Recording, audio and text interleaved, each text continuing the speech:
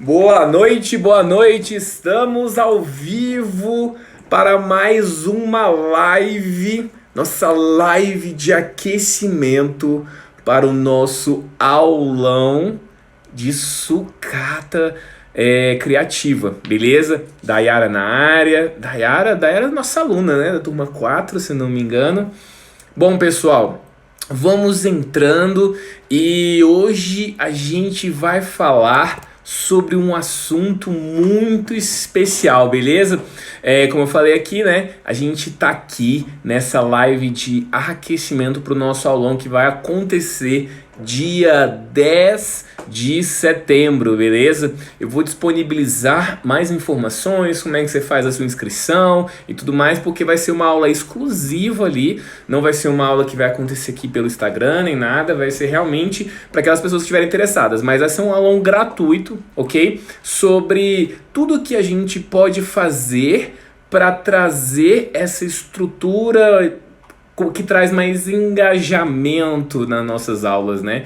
Eu venho percebendo que uma das maiores dores, um dos maiores desafios dos professores, agora no isolamento social e antes também, é a questão do engajamento dos alunos, né? Agora potencializou, né? Como é que eu faço atividades que os alunos se engajem, que eles gostem de participar, beleza?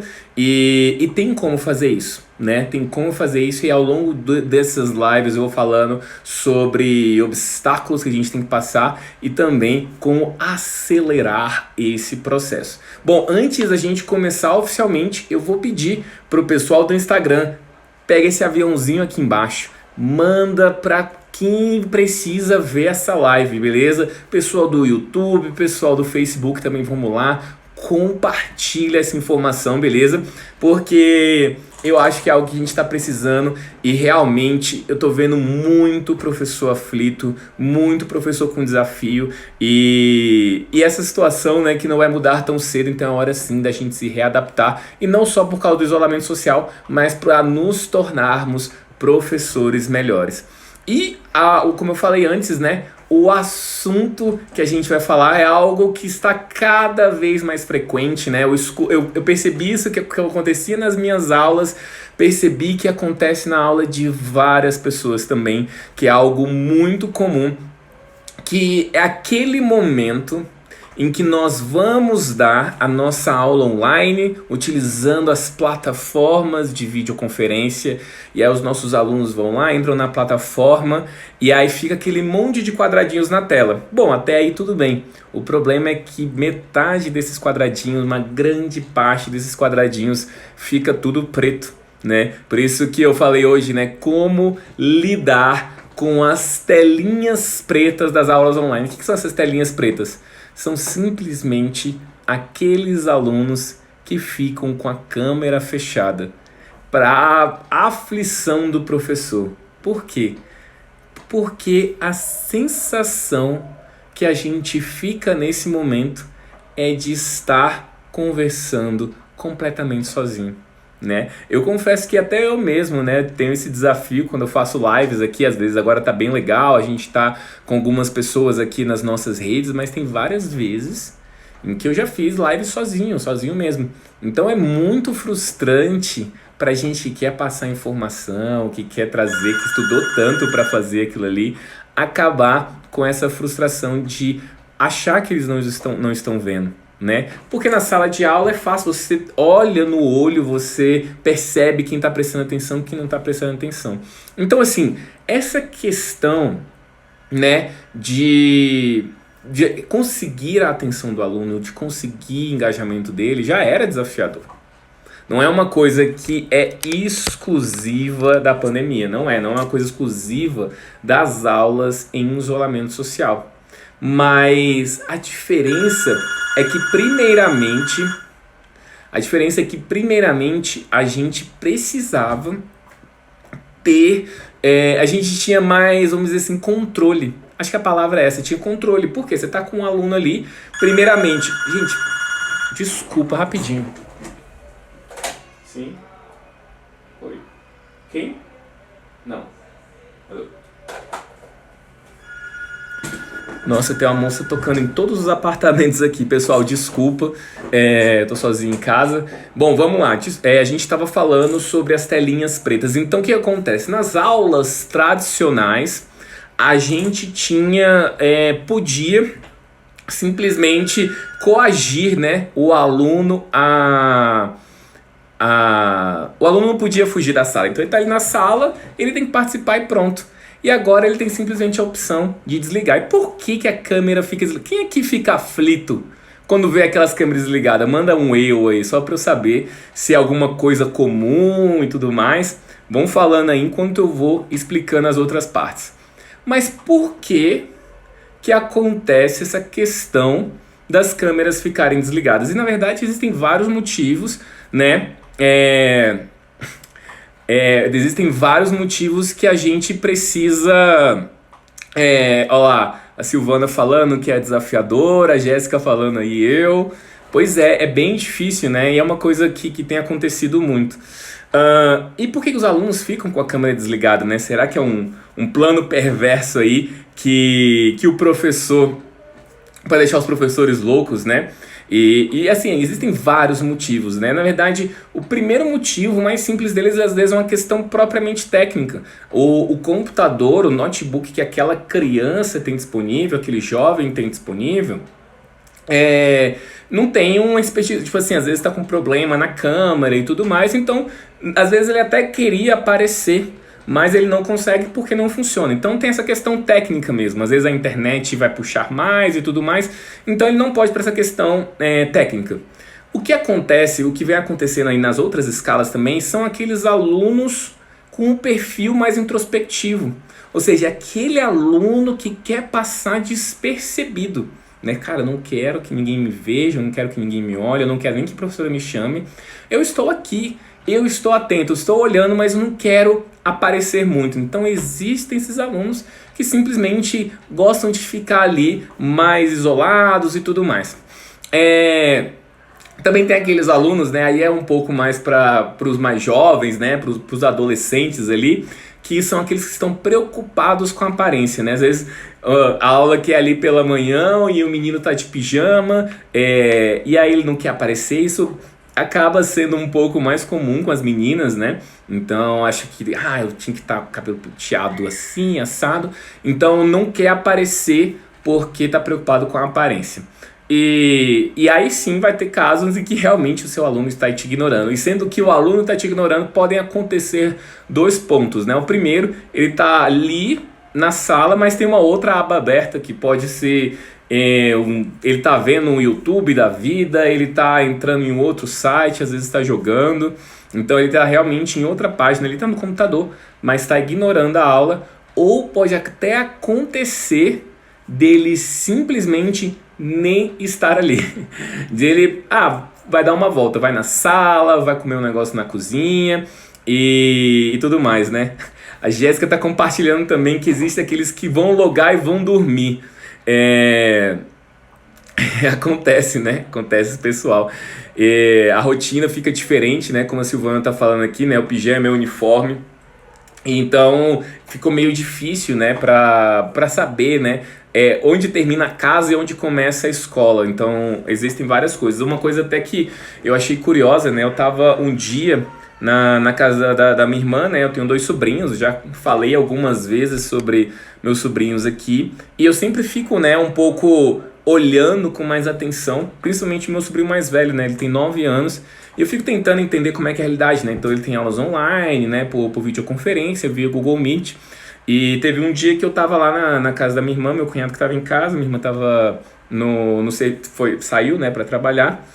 E aí lá, por exemplo, eles têm uma regra, assim, eu achei bem interessante a regra que meu cunhado e minha irmã estabeleceram, assim, que o meu sobrinho ele tem que ver a aula de porta aberta. Mas por que ver a aula de porta aberta? Porque... às vezes o meu sobrinho, ele às vezes é meio mala, assim, às vezes ele vai, assim como quem não quer nada, dá uma fechada na porta, e aí quando o pai dele entra meio de surpresa, assim, tá lá realmente vendo um vídeo no YouTube, fazendo outra coisa e tal. Então, assim, meu cunhado tá às vezes na sala, no escritório, alguma coisa, e ele meio que fica ouvindo se a professora tá falando e tal. Então, assim, foi uma regra ali que eles estabeleceram internamente para que meu sobrinho não fique realmente prestando atenção na aula, né? Então, e a gente precisa, né, de regras. É uma coisa que não está no nosso controle como professor. Isso é uma coisa que está no controle dos pais. É interessante que os pais tenham rotina. É interessante eles terem exatamente algumas regras, né, e saber que agora é a hora de aula e tem que ser sério. Mas isso aí é algo que foge ao nosso controle. Então, tudo que eu falo aqui, infelizmente, se não está no nosso controle, o que está no nosso controle? Às vezes conversar com o pai, com a mãe, mas a gente tem que focar o que está no nosso controle ali, né? Então, por exemplo, Silvana está falando aqui que ela procura conversar no privado com os alunos que não aparecem na câmera. Isso é legal, porque você estabelece vínculo com eles, né? E no fundo é isso, né? A gente está tentando aproveitar esse momento de isolamento social. O mais importante é a gente continuar trazendo vínculo para eles. E como eu falei antes, né? Às vezes tudo que acontece ali é simplesmente porque é o aluno que não tem mesmo perfil de aparecer, mas às vezes ele tá ali, ele tá participando, ele tá te ouvindo, né? Então, às vezes a gente também não tem que tomar um cuidado para não ficar neurótico com esse processo, né? Mas eu tava lembrando, né, quando a gente tava em... Antes disso, né, eu lembro, na verdade, da minha época de cursinho, e eu achei muito interessante que meu professor falou assim, uma coisa muito engraçada. Ele falou que a melhor forma de torturar um professor não é aquele aluno que faz bagunça, que toca o terror. A melhor forma de torturar um professor, ele falou assim, ó, se vocês querem torturar um professor, se você quer deixar um professor doido, a sala inteira combina e faz assim, ó, faz cara de tédio. Faz a cara assim de que, cara, essa aula não precisa falar nada. Só faz aquela cara de... Ai, que saco, né? Tipo assim, só de você expressar isso.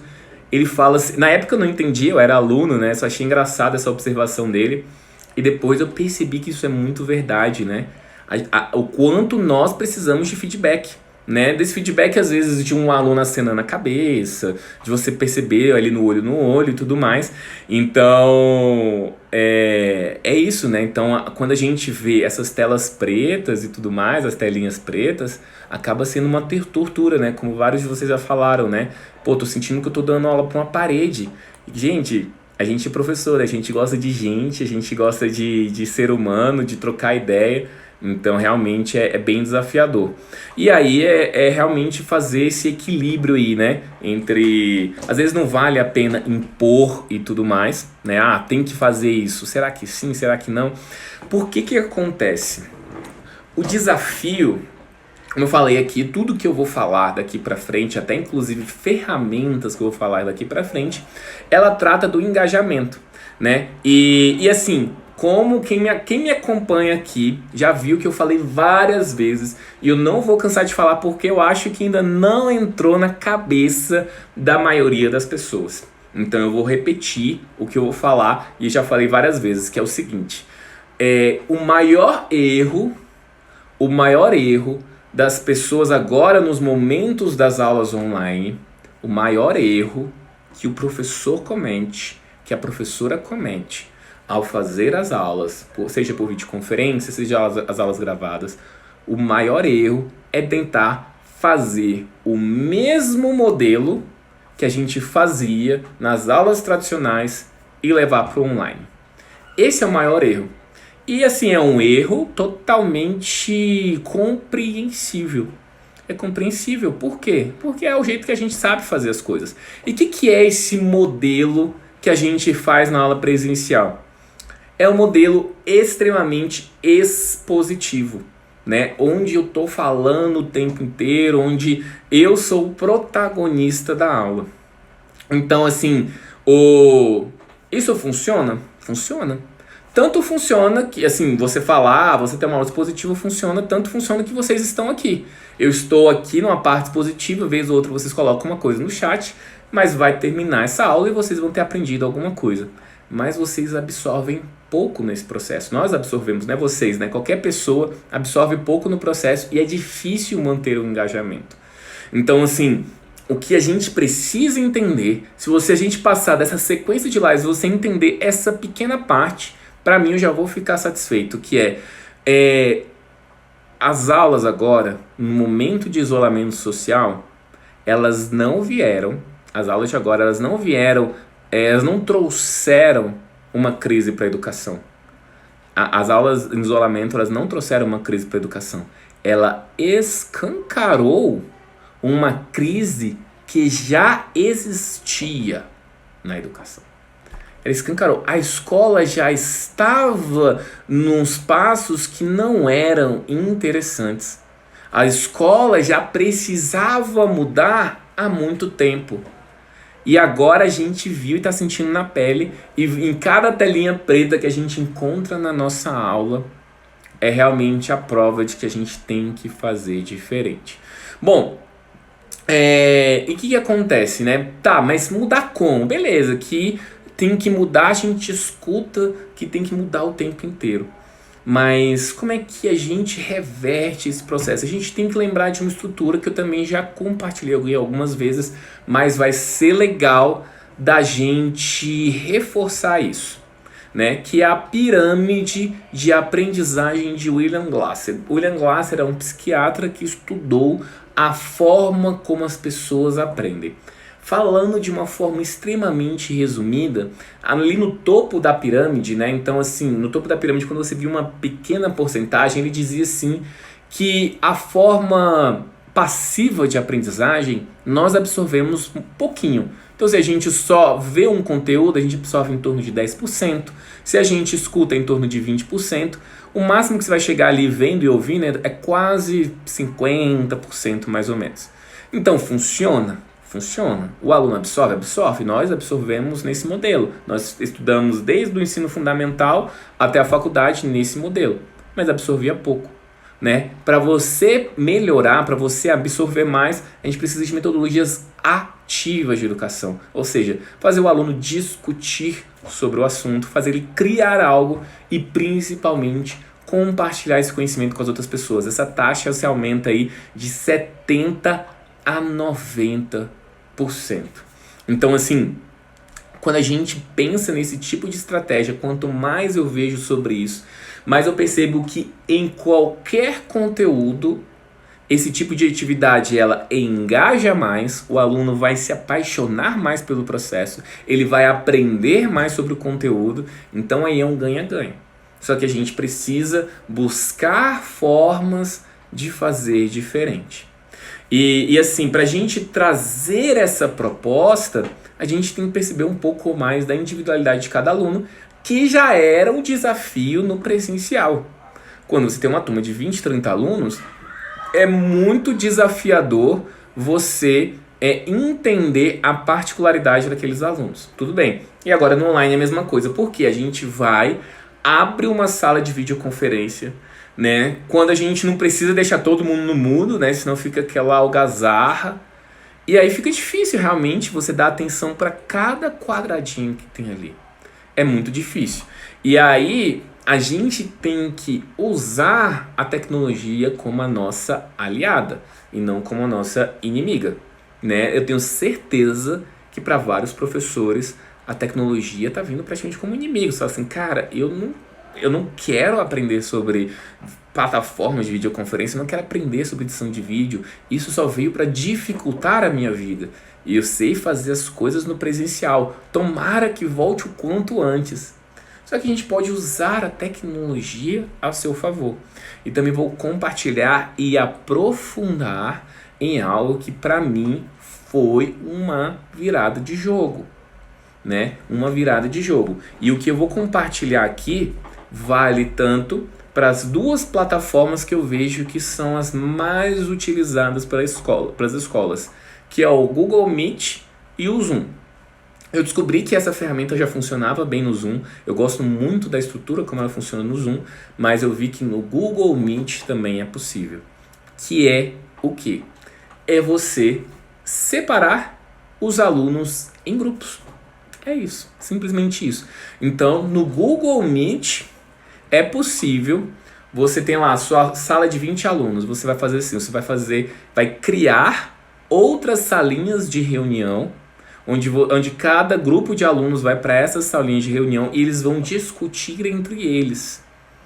Então, assim, qual é a nossa aflição quando a gente está vendo as telinhas pretas será que esse aluno está aí ou não? Ou será que ele está querendo estar mais na dele, não quer participar? Ou realmente é aquele aluno que não quer nada com nada?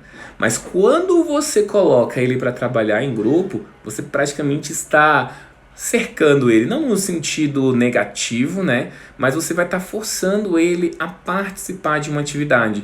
Quando você está entre 20 e 30 alunos, é fácil você passar mais despercebido. E quando você trabalha em grupos, você não fica tão isolado assim, né? Mas não basta só separar em grupo. Separar em grupo não é a grande bala de prata que vai mudar a sua aula online. Mas é interessante que vocês saibam disso, que o Google Meet é capaz de separar em grupos e que o Zoom consegue fazer isso também, inclusive de uma forma bem mais simples que o Google Meet, né? Você coloca lá, tem um botãozinho e ele já consegue fazer a separação, separa randômico. O Google Meet tem um pouquinho mais de trabalho. Tá, como é que fica essa reunião em grupo? Ó, vou falar no Google Meet que é mais comum, tá? Então, é assim, ó, por exemplo, você tem lá a sua sala original de reunião, tá bom? Então, onde você tem os 20 alunos, onde todo mundo acessa, que é o link original da aula. E aí você vai criando outras salas que acabam sendo outros links e só vai entrar, os alunos vão estar meio que em duas salas ao mesmo tempo, na salona e na outra aba que é onde vai estar o grupo. É muito importante que o aluno, por exemplo, ele tire o microfone, talvez até a câmera, lá da sala principal, senão vai meio que dar eco, né? Ele vai estar falando para as duas salas. E então, assim, você vai mediando. Você como professor, como professora, aí você vai abrindo a aba, lembrando de deixar no mudo nas outras abas, né? Senão vai parecer que você está falando com todo mundo, a não ser que seja isso que você queira. Mas você vai ter esse cuidado de deixar as outras abas no mudo e aí vai falando com o grupo particularmente. Você pode compartilhar as coisas no chat pessoal e, enfim. Então, assim, você consegue realizar essas atividades. Aí você vai ter você pode falar, ó, gente, vocês três têm que fazer atividade XYZ, beleza? Acho que eu consegui responder, né, Jéssica? E a Dayara tá perguntando aqui, você pode separar esse grupo no WhatsApp? Depende do que você quer fazer. Dependendo da atividade, você pode ter microgrupos de WhatsApp, só que isso vai dar trabalho, você tem que criar os grupos, colocar os alunos, né? A não ser que você faça isso, continue com isso ao longo da jornada. E dependendo do que você fizer, eles vão estar os 20 ali, não sei. É possível também separar no WhatsApp, não pensei nisso. Mas vai depender muito da atividade, se você perceber que isso vai render ou não, tá? Bom... Então, beleza, aí você separou nos grupos, saber que separar em grupo, olha só, tô vendo aí que é uma informação nova para várias pessoas. Se vocês quiserem mais informações sobre isso, falem depois, eu vou falar aqui no final, vou lançar um pequeno desafio aí pra gente, qualquer coisa, liberar mais materiais sobre isso. Mas essa foi pra mim uma grande virada de jogo, né? Porque exatamente, os alunos, você consegue trabalhar com eles em grupo ali, você consegue dar uma atenção mais especial. Você consegue trabalhar de uma forma mais próxima da individualidade. E assim, realmente é algo que faz uma diferença incrível. E aí, só de você ter isso, você pode ter abordagens assim, desde abordagens ultra simples, do tipo, vamos trabalhar um texto. Sei lá, em vez de você ler um texto e querer todo mundo falar assim, vocês vão ter que ler esse texto, né?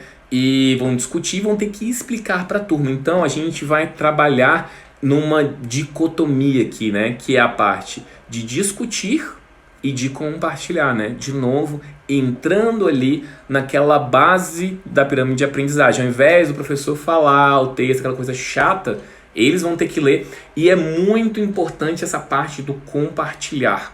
Porque quando o aluno sabe, quando você traz essa pequena pressão para ele, de que ele precisa compartilhar o seu conhecimento com a turma, ele vai levar aquilo mais a sério, né? Não vai ser aquela coisa assim, caramba, se eu falar bobeira, eu vou estar passando vergonha na frente da turma. Lógico que a gente não precisa jogar essa pressão toda para cima dele, mas ele tem que perceber a responsabilidade ali que ele tem nesse processo.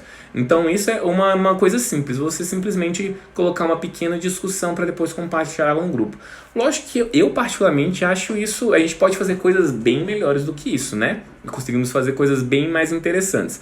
Então, mas só de você já pensar nessa estrutura já é algo diferente. Então aquele aluno que está lá na telinha preta, você, peraí, você não está discutindo, você consegue perceber que eles têm algo a fazer, algo a entregar. E aí, às vezes, até aquele aluno que é mais introspectivo, que ele não gosta de falar tanto para a turma inteira, naquele grupinho, ele vai participando mais. Então, assim, isso é bem interessante e ele se sente mais na responsabilidade de construir esse conhecimento. Mas eu passei por algumas atividades, por algumas experiências que foram muito interessantes, que não é simplesmente na questão de discutir algo e compartilhar, né? Mas de você criar alguma coisa. Então, uma das grandes atividades ali que para mim fez muita diferença, ontem eu falei sobre o Scratch, né? Que é essa linguagem de programação em blocos, né? Que permite criar jogos, animações e tudo mais. E mais ou menos ali entre final de junho, começo de julho, mais ou menos, eu fiz vários workshops de Scratch para professores. E a ideia era pegar professores que estavam aprendendo do absoluto zero. E aí eu pensei assim, cara, como é que eu vou ensinar esses alunos e principalmente que eles construam? Porque se eu ficar ali só falando, vai ser chato, mas eu também não vou conseguir acompanhar de um por um. E aí eu uso muito a plataforma do Zoom, né? O que eu fiz? Nessa oficina, eu pegava eles e no começo da aula, eu explicava sobre 15 minutos da plataforma, lembrando que várias das pessoas que estavam ali nunca tinham mexido com a ferramenta, tá? Nunca tinham mexido com a ferramenta. Eu explicava em 15 minutos como é que funcionava. O Scratch, o bloco funciona assim, a plataforma funciona assado, você consegue fazer um desenhozinho assim, assado e tudo mais. Explicava de forma simples, 15 a 20 minutos. Depois dava para eles em torno de 1 hora a 1 hora e meia para eles criarem, e eles criavam em duplas. Aí era bem interessante, porque você fala assim, cara, mas como é que ele vai criar em dupla? É uma coisa que está no computador. Muito simples. Uma pessoa da dupla compartilhava a tela e a outra simplesmente ficava acompanhando ali. Podia usar na sua tela também, mas tinha uma tela principal. É possível também fazer isso no Google Meet e no Zoom, tá? Então ele compartilhava a tela e aí ia falando pro colega e tudo mais, e eles começavam a construir juntos.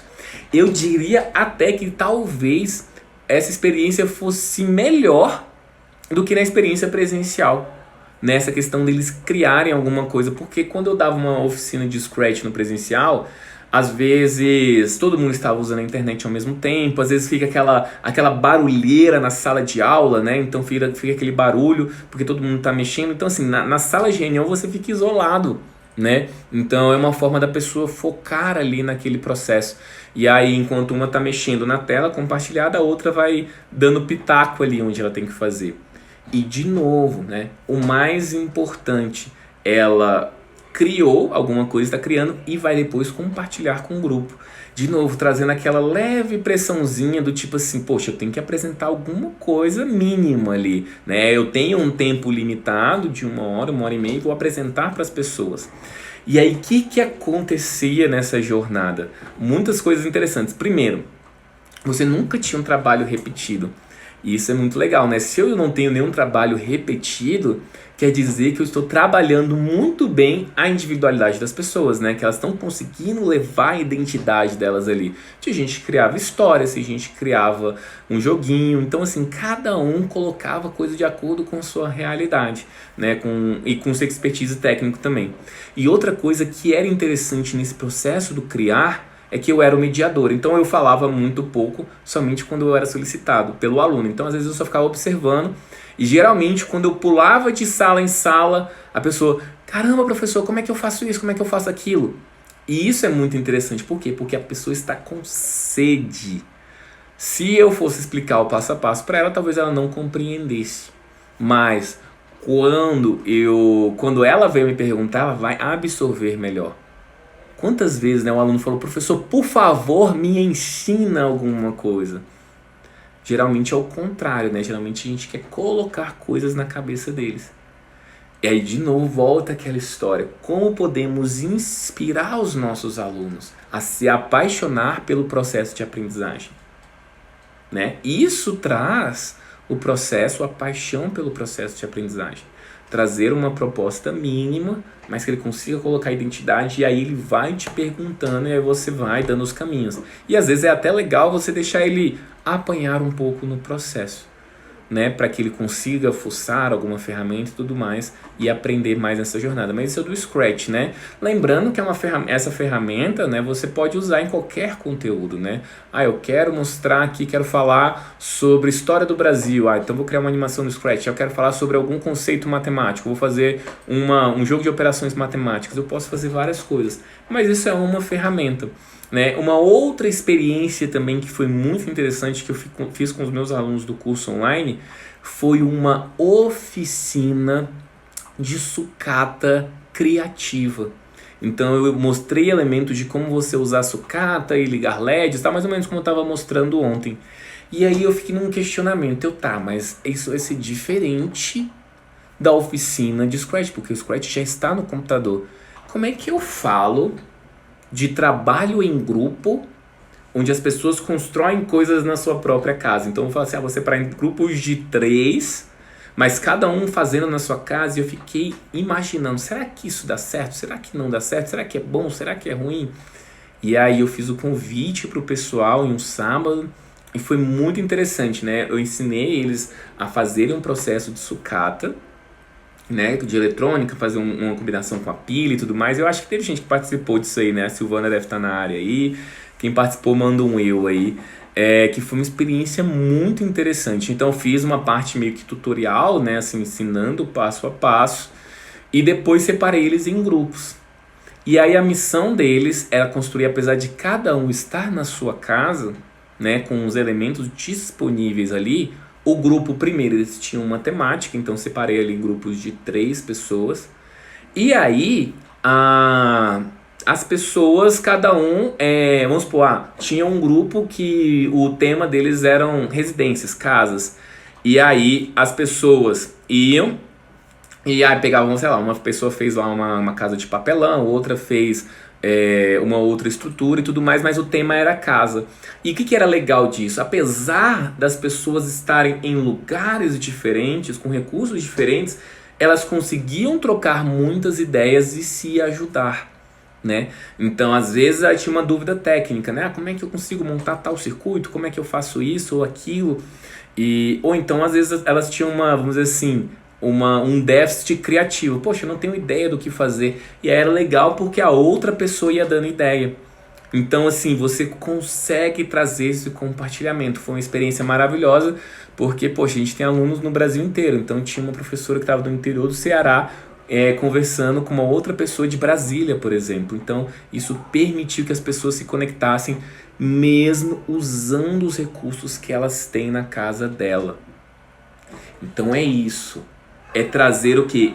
Trazer oportunidades das pessoas discutirem, delas criarem e, lógico, né, depois disso elas tinham que compartilhar o projeto, né? E aí era muito interessante porque esse processo final, essa culminância era muito interessante porque quando você apresenta, né, para o grupo inteiro, você vai vendo outras perspectivas, outras coisas que as pessoas fizeram. Então, se um grupo falou sobre casa, o outro falou sobre brinquedos, por exemplo. A gente pôde perceber como é que as pessoas criaram coisas. E aí mesmo aquela pessoa que não participou do grupo dos brinquedos, por exemplo, ela pôde pensar e pensar, poxa, que legal, dá para fazer isso. Ela consegue aumentar o leque de possibilidades dela. Então, o ponto é vocês perceberem, o que meu aluno consegue construir, né? O que eu vou fundamentar também nessa sequência de lives? Que você consegue fazer isso com recursos super acessíveis na casa de vocês. Com papelão, às vezes, ou tanto na sucata mesmo, né? Que são elementos ali que muitos iriam pro lixo, né? Então, canudinhos, papelão, palito de churrasco ou palito de picolé, essas coisas, até mesmo a parte sucata eletrônica, onde você usa elementos simples como pilhas, né, como LEDs, esses motorzinhos que você encontra. Mas o mais importante é você instigar esse processo, né, para criar coisas no seu dia a dia. Então, criar coisas relacionadas ao seu conteúdo, ou então criar pelo criar, mas que você traga contexto. Então o aluno vai criar algo, mas ele vai fazer uma narrativa. Então assim, vamos fazer aqui uma estrutura de papelão, mas o que essa estrutura de papelão consegue se conectar com o conteúdo? E aí você deixa eles separados em grupos e criando e construindo coisas. Não precisa ser para entregar na mesma aula. Pode ser inclusive um projeto de médio prazo, de 1 mês, de 2 meses.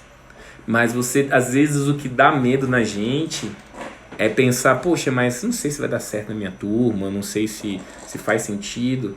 E aí a gente simplesmente paralisa, né? Mas eu acho que vale a gente testar, né? Se a gente não testar, simplesmente as coisas não vão acontecer. Então, como é que você pode testar isso? Como é que você pode pegar o seu conteúdo, né, e fazer com que os alunos criem na casa deles? Então, assim, o aluno que vai estar com a câmera fechada, por exemplo, ele vai ser instigado a criar a própria coisa. E mesmo que seja só naquele momento em que ele tem que apresentar o trabalho, ele vai ter que ligar a câmera. Então, assim, isso engaja muito mais. Porque, assim, se ele sabe que o professor vai ficar só falando, o professor vai ficar só falando aqui. Não faz diferença eu estar aqui ou não. Eu posso ir aqui para debaixo do edredom, porque se eu não estiver aqui, não vai acontecer nada. A aula vai continuar do mesmo jeito. E quando você traz atividades de criação, ele vai percebendo assim, eita, peraí, eu estou sendo enxergado, né? Eu não estou de bobeira no mundo. Então, acho que todo mundo está passando por essa dificuldade no isolamento, né? E o nosso aluno também. Será que estão me enxergando? E quando a gente instiga ele a criar, quando a gente dá oportunidade dele fazer alguma coisa, dele fazer esse trabalho em grupo, essa integração, ele está sendo enxergado e de uma forma legal, de uma forma boa, de uma forma que ele está se desafiando, né? A ideia não é ter o trabalho mais bonito, não é ter o trabalho mais, nossa, refinado. Inclusive pode ser um projeto que nem dá certo. Você, poxa, eu tentei fazer aqui o circuitinho e não deu certo. Mas tá, o que você tentou fazer? Por que você acha que deu errado? Então você vai estar analisando o processo que ele passou para criar aquilo ali, não o produto em si, né? Então são formas, são estratégias, né? A Dayara tá falando aqui que alguns alunos ficam com receio em apresentar. Eu acredito, né? Mesmo pelo celular, eu realmente acredito. Mas assim, às vezes, aí de novo, aí a gente vai entrar naquele outro quesito, né? Da paixão e do interesse. Se a gente consegue conectar algo do interesse do aluno com aquilo que a gente quer passar, a chance dele querer apresentar, dele se sentindo mais seguro é cada vez maior. E às vezes é só realmente uma conversa, né? Nesse sábado eu dou aula para um grupo de jovens, né? E tem uma aluna minha que, bem adolescentezinha, acho que tem uns 13, 14 anos, era extremamente tímida, assim, é isso. Toda vez ela entra, câmera fechada e, sei lá, tem 2, 3 meses aí que ela vai para as aulas desse jeito. E às vezes eu realmente me questionava, né? Poxa, será que ela tá na aula? Será que não tá? Enfim. E foi interessante, né? Que antes de começar a nossa última aula no sábado, eu falando algumas coisas e ela só respondendo no áudio, né? E eu, antes de começar a aula oficialmente, a gente estava perguntando algumas coisas e ela falando que estava fazendo uns desenhos. Então ela gosta muito de desenhar. E aí eu pedi para ela me mostrar o desenho. Me mostra aí o desenho que você está fazendo e tudo mais. E aí era um desenho bem legal, inclusive, né? Ela tava desenhando lá um dragão, não sei o quê, e aí tava usando umas tintas legais. Eu, poxa, que legal, tá. E comecei a puxando assuntos sobre isso. Então eu comecei a falar sobre o universo dela. E aí ela quis compartilhar aquilo que ela gostava muito, aquilo que ela tinha paixão, que eram os desenhos. Não tinha nada a ver com o conteúdo.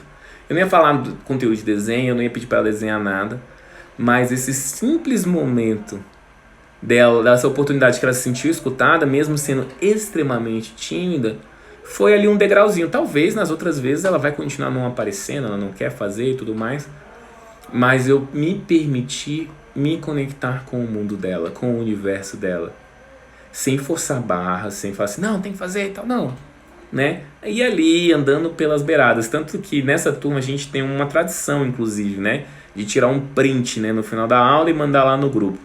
E alguns realmente se recusam, né? E aí no dela eu até brinquei, né? Ela é uma pessoa muito tímida também. E ela não queria aparecer. E eu falei pra ela assim... Eu falei que ela... Pra ela colocar no print o desenho, né? Então ela ficar filmando o desenho. E acabou que apareceu a cara de todo mundo e no dela foi o desenho. Mas já é uma forma, né? Já é uma forma de fazer aí. Bom, pessoal, é isso, né? É esse o ponto que eu queria compartilhar com vocês, né? Essa estrutura. Então, assim, sintetizando tudo que eu tô falando, né? É a gente focar nessa... a questão dos grupos, eles são potencializadores excelentes, mesmo que o aluno nunca abra a câmera, mas a gente consegue ver ele participando, e se a gente vê ele participando, a gente percebe que a gente está no caminho certo. E focar nessas três estruturas, os trabalhos em grupo, né, dar oportunidades para que eles discutam esse conteúdo em grupo, que eles consigam criar alguma coisa e que eles consigam compartilhar com as outras pessoas, tá? Então, é isso, né, que a Jéssica está falando, que dá aula de ciências e matemática, e realmente a matemática, ensino à distância de matemática é desafiador, e propus meus alunos, em cada aula, um deles tem que levar algum assunto que eles gostem. Começou a ser mais proveitoso. Olha que legal. A gente começa a dar o espaço, né, para eles. Essa questão de dar o espaço realmente faz uma diferença absurda. Pessoal, eu estava me questionando aqui se vocês querem mais detalhes sobre como usar o Google Meet, o Zoom, se vocês querem um tutorial, alguma coisa. Se vocês querem entender mais sobre isso, se vocês querem, manda aí um eu quero no Facebook, no YouTube, aqui no Instagram, que aí eu vou detalhando mais conteúdo sobre esse. Mas na verdade eu vou fazer assim, ó, lá no Instagram tem a última foto do post, né, que fala exatamente o medo da telinha preta lá e tudo mais. Então, se vocês querem saber mais sobre isso, eu tô pensando se eu consigo fazer no Telegram, se eu posto no Telegram, que acho que vai ficar mais fácil, ou se eu vou fazer como um post e tal, ainda tô pensando. Mas é o seguinte, é um desafio para vocês, eu só vou fazer isso, não sei nem onde que eu vou postar ainda, mas eu só vou fazer isso se vocês forem lá no último post do Instagram, comentarem, né? Então, quando tiver o comentário, principalmente assim, falando, né, das principais lições de hoje, e no final vocês colocarem lá em caixa alta, né? Eu quero o material. Eu quero o material. Se a gente atingir no mínimo, tem que atingir no mínimo 10 comentários. 10 comentários. Se não tiver no mínimo 10 comentários, além do que tem lá, porque eu sei que tem 3 comentários, né? Que um é de 2 conversas lá que já tinha, mas tem que fechar no mínimo 10 comentários para eu liberar, beleza? Então se vocês quiserem, já comenta lá na última foto do Instagram sobre a nossa live, também falando lá, eu quero o material, tá bom?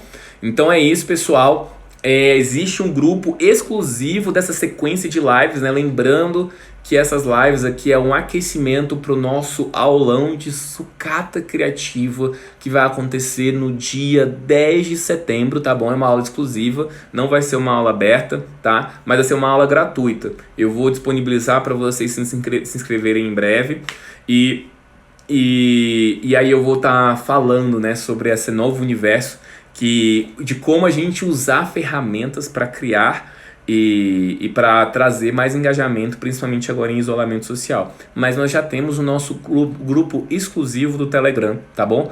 Então, para você entrar no grupo exclusivo do Telegram, só ir também no link da bio do Instagram e ir lá, que ao final das lives eu tô compartilhando áudios e outros conteúdos, tá bom? Então é isso aí, pessoal. Foi ótimo estar com vocês. Amanhã a gente começa de novo pontualmente às 8h02 da noite no horário de Brasília, beleza? Valeu, pessoal. Uma excelente noite e grande abraço.